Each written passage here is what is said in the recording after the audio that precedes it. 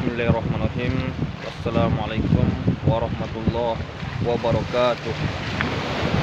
Pada saat sore hari yang berbahagia ini, kita sedang berada di Tugu Air Bangis. Dan pada saat sore hari yang berbahagia ini, kita akan memberikan suatu motivasi dalam menjalankan kehidupan di dunia ini, yaitu terkait ayat tentang surat At-Tolak yang berbunyi, wa may yattaqillaha yaj'al lahu makhraja, maka barang siapa yang bertakwa kepada Allah Subhanahu wa taala, maka Allah Subhanahu wa taala akan memberikannya jalan keluar dari kehidupan kita di atas muka bumi ini. Banyaklah yang kita alami, berbagai ujian, cobaan, kepahitan dalam menjalankan hidup, baik itu dalam urusan rezeki maupun dengan urusan yang lainnya. Tetapi dengan kasih sayang Allah Subhanahu wa taala, Allah masih memberikan kita berupa kesehatan, nikmat yang begitu banyak sehingga kita tidak bisa menghitungnya. Dan begitu juga perlu kita hendaknya senantiasa tetap bersyukurlah kepada Allah Subhanahu wa taala. Dan begitu juga hendaklah kita bertakwa kepada Allah Subhanahu wa taala, karena sesungguhnya orang yang benar-benar bertakwa kepada Allah, maka Allah akan memberikannya jalan keluar atas kesulitan yang dihadapinya. Wa yarzuqhu min haitsu la yahtasib, dan begitu juga Allah Subhanahu wa taala akan memberikan rezeki kepadanya dari arah yang tak disangka-sangka.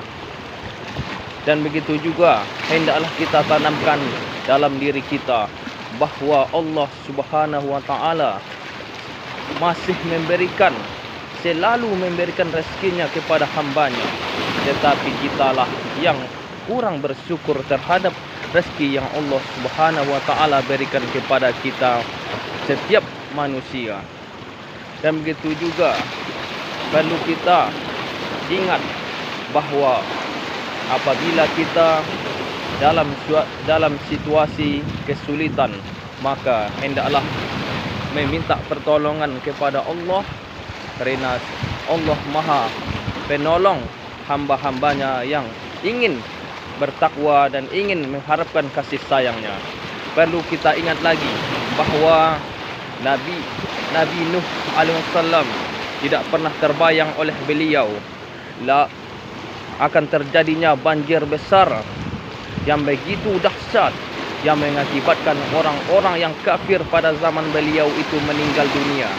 Dan begitu juga Nabi Ibrahim alaihissalam tidak pernah terfikir oleh beliau yang beliau sembelih itu adalah seekor kambing kibas yang Allah tukar dengan anak beliau. Dan begitu juga Nabi Musa alaihissalam, ketika Nabi Musa dalam situasi kesulitan, tetapi beliau meminta pertolongan kepada Allah, maka Allah perintahkan beliau untuk menancapkan tongkat beliau ke dasar Laut Merah. Tetapi beliau tidak tahu bagaimana cara Allah akan menolongnya, tetapi dengan penuh keyakinan, penuh keharapan kepada Allah, maka ketika itu Laut Merah yang di depan beliau pun terbelah menjadi dua, yang menyelamatkan diri beliau dari kejaran Fir'aun laknatillah.